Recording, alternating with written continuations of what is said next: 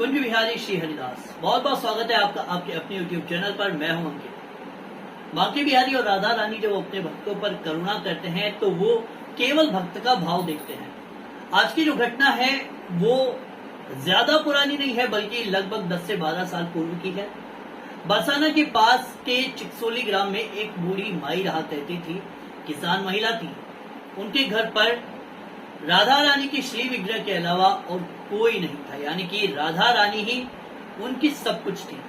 राधा रानी को बेटी उन्होंने मान रखा था और पूरे तन मन से राधा रानी की सेवा किया करती थी। और उनका एक नियम था कि उनके दरवाजे पर कोई भी अगर मधुकरी मांगने आता है तो उसको खाली हाथ कभी नहीं लौटाती थी और नित्य प्रति वो ब्रजवासियों को मधुकरी दिया करती थी। अब तो आसपास के रसिकों को और आसपास के संतों को समझ आ चुका था कि किसी के दरवाजे पर मधुकरी मिले या ना मिले, इस बूढ़ी माई के द्वार पर हमेशा मधुकरी मिलती ही मिलती है। अब मैया का नियम था, वो कुछ रोटी अपने लिए बनाती और कुछ रोटी, कुछ टिक्कर वो ब्रजवासियों के लिए बनाती थी। अब उसमें से किसी को आधा, किसी को चौथाई वो मधुकरी देती थी और एक समय उनका फिक्स था। उस समय पर जो रसिक आते थे मधुकरी मांगने, तो मैया वहां पर टिक्कर लेकर भेज जाती थी और ब्रजवासियों को टिक्कर वो दिया करती थी। अब संत भी बड़े प्रसन्न, मैया भी बड़ी प्रसन्न, लेकिन मैया की उम्र हो चली थी, मैया से ज्यादा काम नहीं होता था। एक समय की बात है कि अब मैया को किसी काम से अपने खेत पर जाना पड़ा। मैया के दिमाग से पूरी तरह से निकल गया कि मधुकरी भी देनी है, ब्रजवासियों के लिए मधुकरी भी बनानी है, सब कुछ मैया को है। अब मैया खेत पर पहुंच जाती है।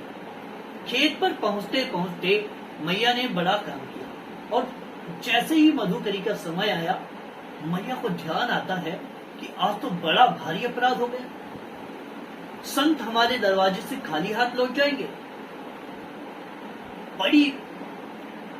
बड़ी भारी भूल आज तो हो गई। मैया की आंखों से आंसू रुकने का नाम नहीं ले रहे थे। बड़ी रोई है राधा रानी को याद करके।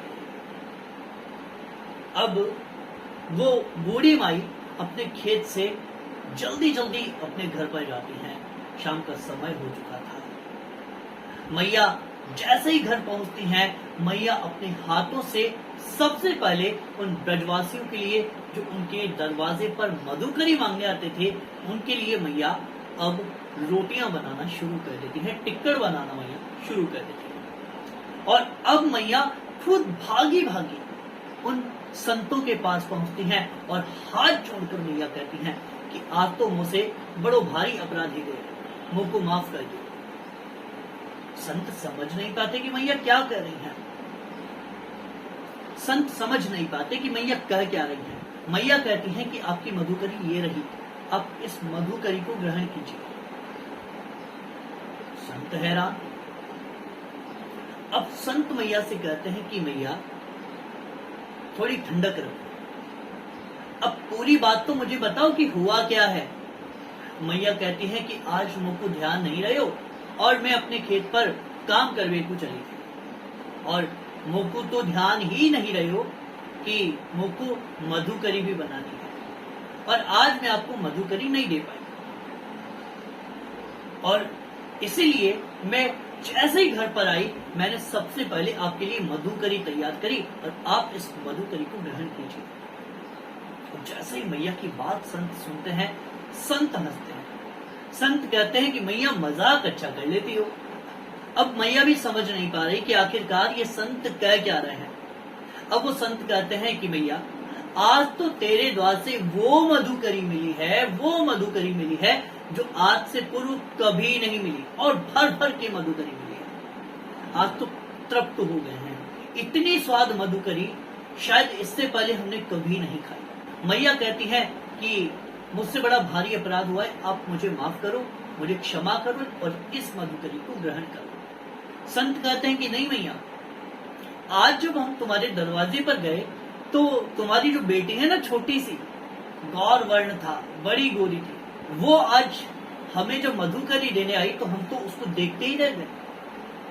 इससे पूर्व हमने ऐसी सुंदर बालिका कभी नहीं देखी। उस बालिका ने आज हमें भर भर के मधुकरी दी और उस बालिका ने हमसे कहा कि आज मैया खेत पर काम करने गई हैं और मुझसे कह कर गई हैं कि जब संत आए उनको ये मधुकरी दे देगा। उस बालिका के हाथ में लाल रंग का धागा था, एक कड़ा था और चुनरी उस बालिका ने ओढ़ रखी थी। मैया कहती हैं कि ये संत कर क्या रहे हैं। वो कहती है मेरे घर पर कोई बालिका नहीं है, मेरी कोई बेटी नहीं है। वो भूल गई थी कि किशोरी जी को उन्होंने बेटी मान रखा था। संत कहते हैं कि नहीं मैया, तो तेरी ही बेटी ने हमको मधुकरी दी है। मैया कहती हैं कि आपने क्या बताया, क्या क्या उसने धारण कर रखा था। संत कहते हैं कि लाल रंग का धागा था, एक छोटा सा चांदी का कड़ा था और चुनरी उसने ओढ़ रखी थी।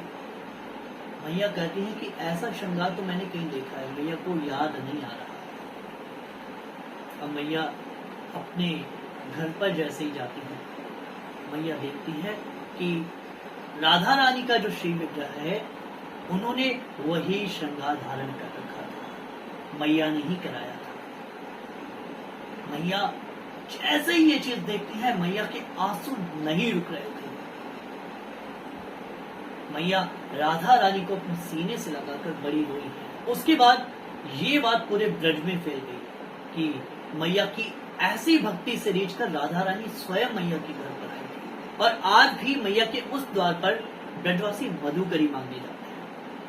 आपने जितने भी कथावाचक और जितने भी बड़े बड़े विद्वानों को देखा होगा, एक ना एक बार तो वो उस मैया के द्वार पर मधुकरी मांगने गए ही गए होंगे।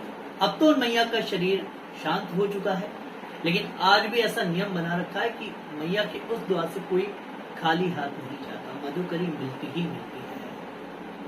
तो किशोरी जी अपनी भक्त की भक्ति से रीझकर उनकी बेटी बनकर संतों को भोजन करा सकती हैं, तो आपके पास राधा रानी क्यों नहीं आ सकती।